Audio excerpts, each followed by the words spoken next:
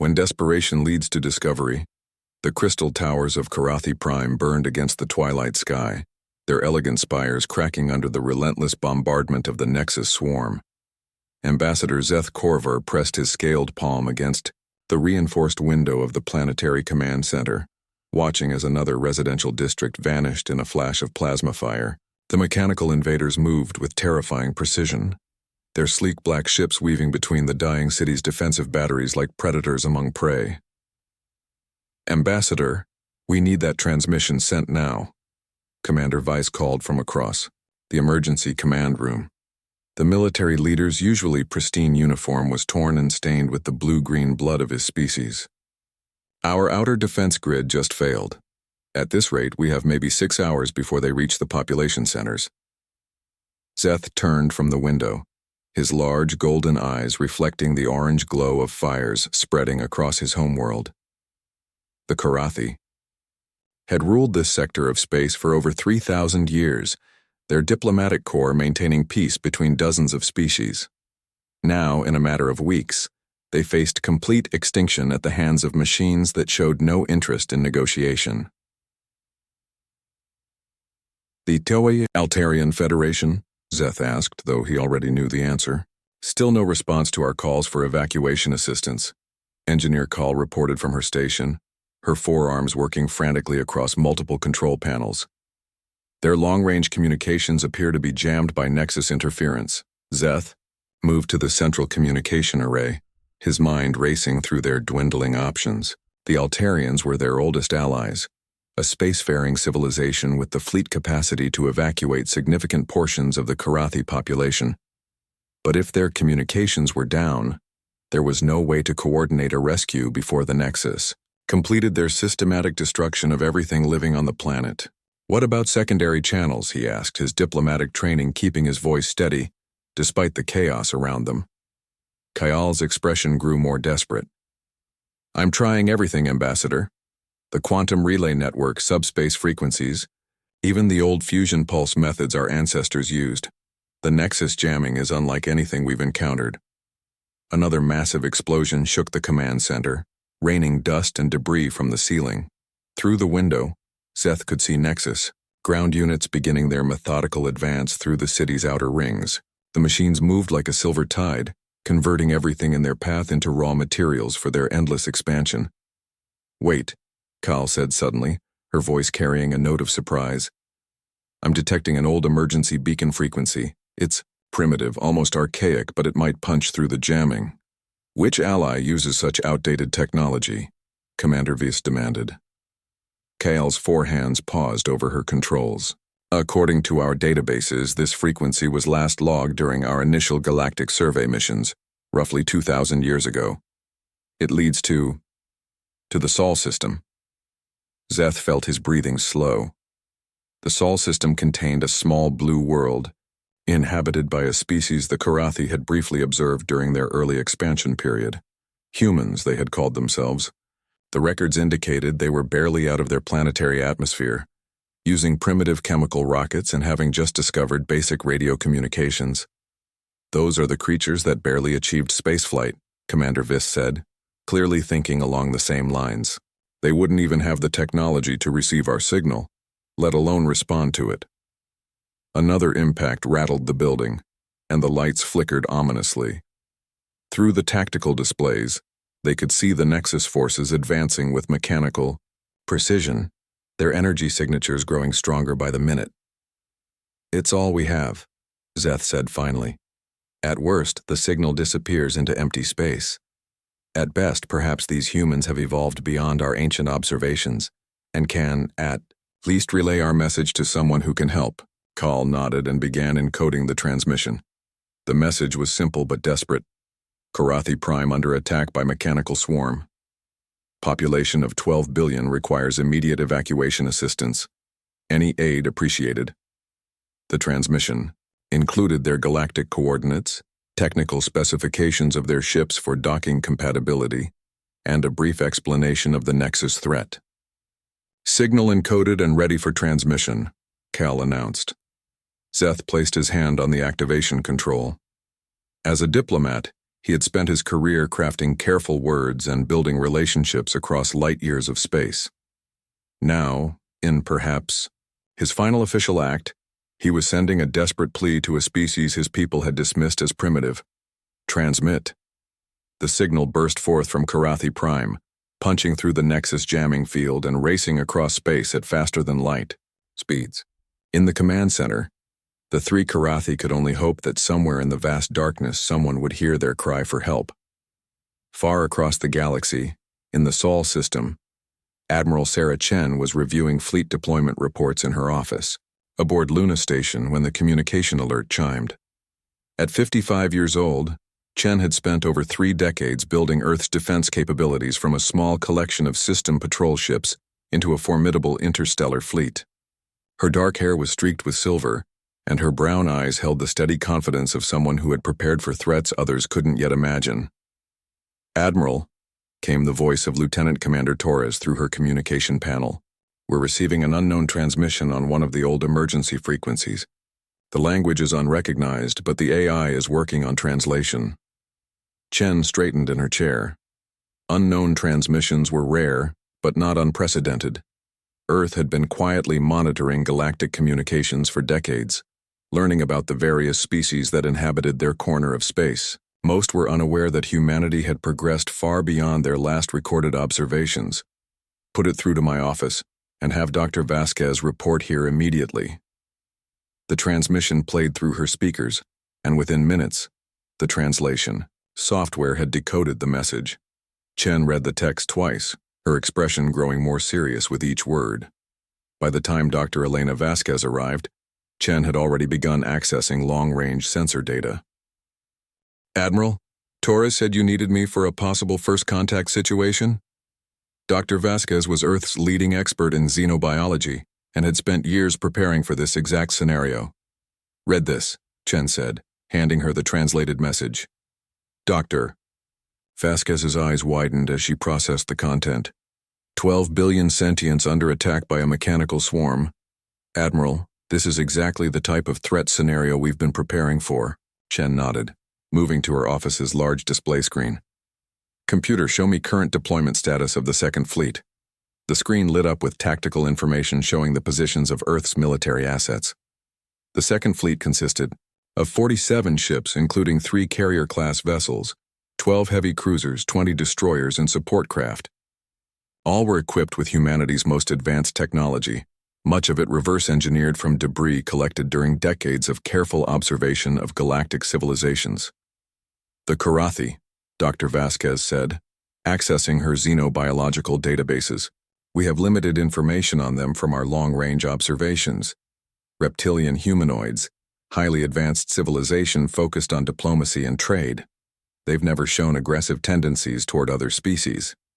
Chen studied the Galactic map, calculating jump distances and fleet logistics. "How long to reach their coordinates?" "With our latest jump drives, approximately 8 days for the full fleet." "And if we don't intervene?" Dr. Vasquez reviewed the technical data included with the distress signal. "Based on the attack patterns described, this mechanical swarm appears to be a Type 7 extinction threat. If they consume the Karathi homeworld's resources, they'll likely continue expanding until they encounter another populated system." Chen was quiet for a long moment, weighing the implications. Earth's policy had always been cautious observation rather than intervention in galactic affairs. But this was different. This was a direct request for help from a peaceful species facing complete annihilation. "Contact Fleet Command," she said finally. "I want the Second Fleet ready for emergency deployment within 12 hours. Full combat. Loadout." "Admiral, are you certain about this course of action?" Dr. Vasquez asked. "This would be humanity's first open intervention in galactic affairs." Chen turned back to the display showing the Karathi distress signal. "Doctor, we've spent 70 years building a fleet capable of protecting not just Earth but human values throughout the galaxy. What are those values worth if we won't use our strength to help others when they ask for it?" Back on Karathi Prime, the situation had grown desperate. The Nexus forces had breached the inner defensive perimeter, and evacuation ships were lifting off with whoever they could carry. In the command center, Zeth watched the tactical displays with growing despair. "Any response to our transmission?" he asked Cal. The engineer shook her head. "Nothing, Ambassador. I'm not even sure the signal reached its destination." Commander Viss was coordinating the final defensive actions, but everyone knew they were fighting a losing battle. The Nexus machines adapted to every tactic, learned from every engagement, and showed no sign of slowing their advance.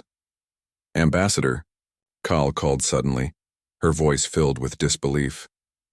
"I'm detecting massive energy signatures at the edge of our system, multiple contacts, unknown configuration." On the main display, sensor readings showed dozens of ships dropping out of faster-than-light travel. The vessels were unlike anything in the Karathi databases, with sleek, angular designs that spoke of advanced engineering and military purpose. "Could they be more Nexus forces?" Commander Vice asked. Cal was working frantically at her controls. "No, sir. The energy signatures are completely different, and they're transmitting on the same frequency we used for our distress call." The communication came through clearly, translated by systems the Karathi didn't even realize existed. "Karathi Prime, this is Admiral Sarah Chen of the Earth Defense Fleet. We received your distress call and are responding. Please identify your current tactical situation." The three Karathis stared at each other in stunned silence. Finally, Zeth found his voice. "Earth Defense Fleet. But that's impossible. Our records show the humans barely achieved basic spaceflight." "Your records," came Admiral Chen's voice with what sounded almost like amusement, "are somewhat outdated. When humanity shows its true nature," Admiral Sarah Chen stood on the bridge of the EDS Determination, watching as her fleet moved into formation above the burning world of Karathi Prime. The planet's surface was scarred with the geometric patterns, typical of Nexus harvesting operations, but significant population centers remained intact. They had arrived in time. "Admiral," reported Captain Marcus Rivera from the tactical station, "I'm reading approximately 300 Nexus vessels in system. They appear to be focusing their efforts on resource extraction from the southern continent." Chen nodded, studying the tactical display. The Nexus swarm was exactly what Earth's strategists had predicted such an entity would look like. A perfectly coordinated mechanical force designed for consumption and expansion. It was the kind of threat that had driven humanity to develop their current military capabilities. "Dr. Vasquez, are you ready for first contact protocols?" The xenobiologist adjusted her translation equipment one final time. "All systems ready, Admiral. The Karathi appear to be using quantum communication arrays that are actually quite sophisticated. Open a channel to the planetary surface." The main screen shifted to show three reptilian figures in what appeared to be an emergency command center. The central figure, wearing what looked like diplomatic insignia, stepped forward. "I am Ambassador Zeth Korvar of the Karathi Diplomatic Corps," the alien said, his translated voice carrying both dignity and desperation. We must admit, we did not expect anyone to respond to our call for help, especially not from your system." Chen smiled slightly. "Ambassador, I'm Admiral Sarah Chen. We apologize for any confusion, but we take requests for assistance seriously, regardless of their intended destination.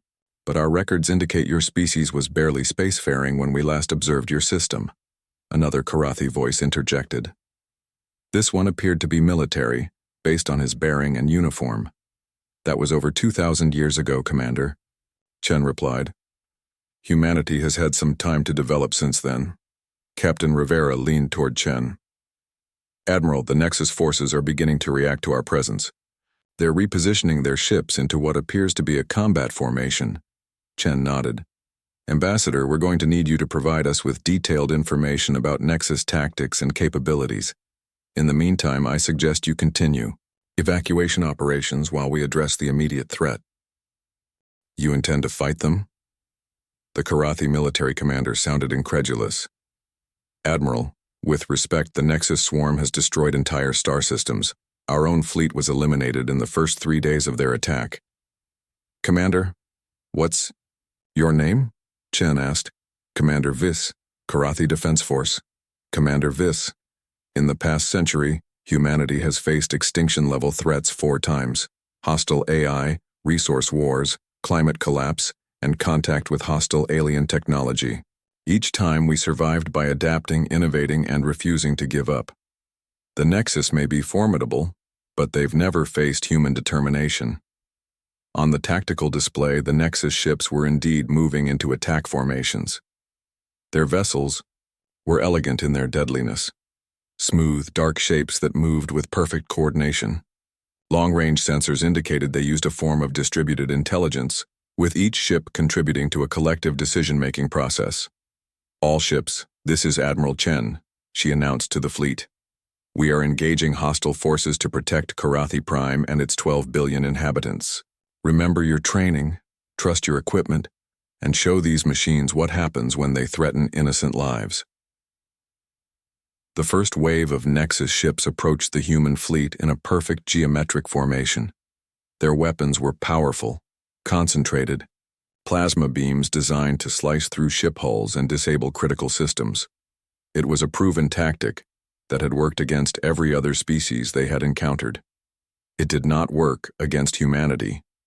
The human ships moved with a fluid grace that seemed almost organic, their formations shifting and adapting in real time. When the Nexus opened fire, the human vessels were already elsewhere, their advanced maneuvering systems allowing for impossible angles of movement. Initiating hunter-killer protocols, Captain Rivera announced. All ships, engage pattern Delta 7. The human fleet seemed to explode outward, individual ships moving in seemingly random directions. But there was a method to the apparent chaos.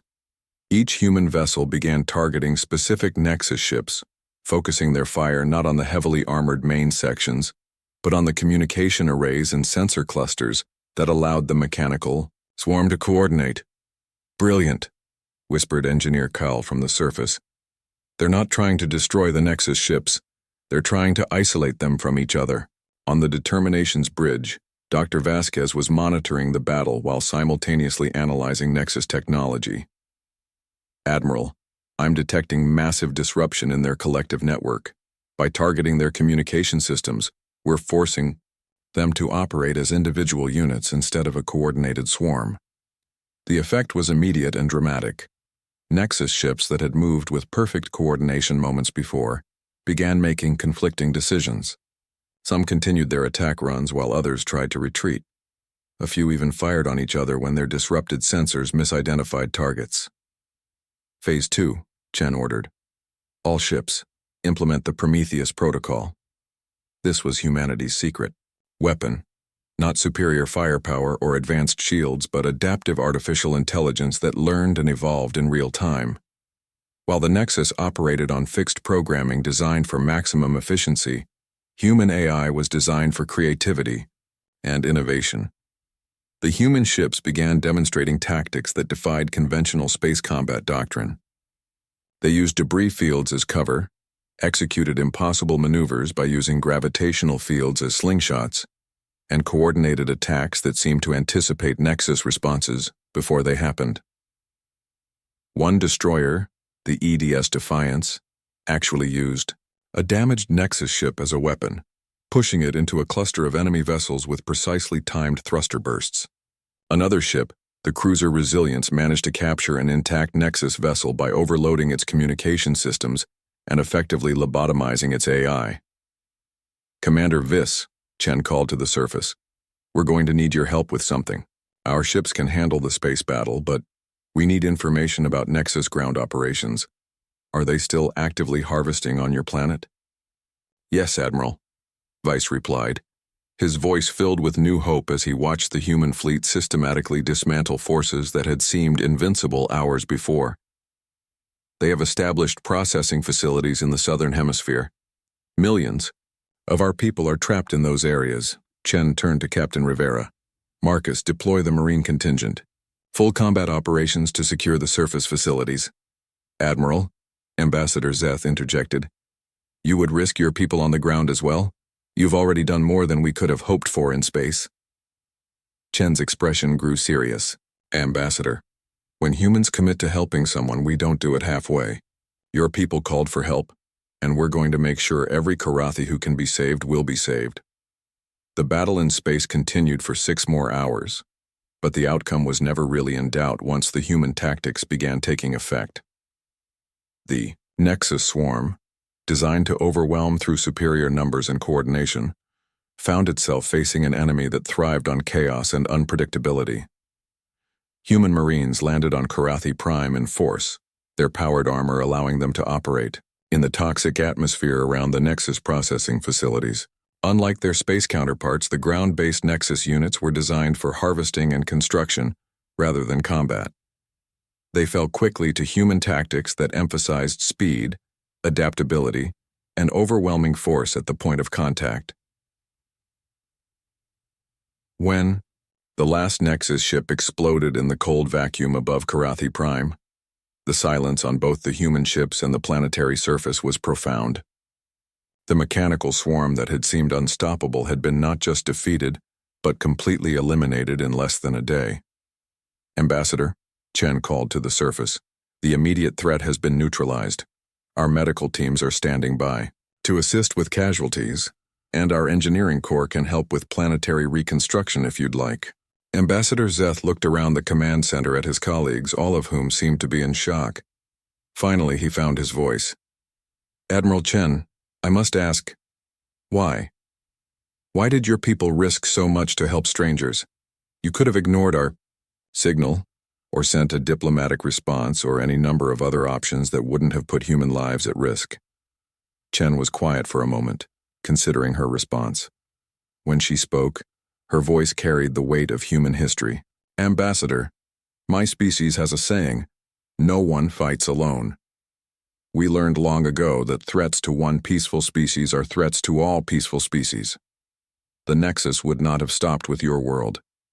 Eventually, they would have found Earth, or found someone else who couldn't defend themselves." She paused, looking out at the stars visible through the bridge's main viewer. "But more than that, Ambassador, we answered your call because it was the right thing to do. When someone asks for help, and you have the power to give it, you give it. That's what makes us human." In the weeks that followed, the relationship between humanity and the Karathi grew into something unprecedented in galactic history. The Karathi, with their diplomatic expertise and extensive trade networks, became humanity's introduction to galactic civilization. Humans, with their military capabilities and innovative technology, became the Karathi's protectors and allies. More importantly, word of humanity's intervention spread throughout the galaxy. Other species began to take notice of these humans, who had appeared seemingly from nowhere to save a civilization they barely knew. Some were curious, some were concerned, and some were hopeful. Ambassador Zeth, now serving as the Karathi's primary liaison to Earth, often reflected on that moment of desperation when they had sent their accidental distress call. What had seemed like a mistake had turned out to be the beginning of a new era, not just for the Karathi, but for every peaceful species in the galaxy, who now knew that somewhere among the stars, someone was watching and willing to help. Admiral Chen, for her part, began preparing for the next call for help, because she knew it would come. In a galaxy full of wonders and terrors, there would always be someone who needed assistance, someone facing impossible odds, someone calling out into the darkness hoping for an answer. And humanity, it turned out, was very good at answering calls for help.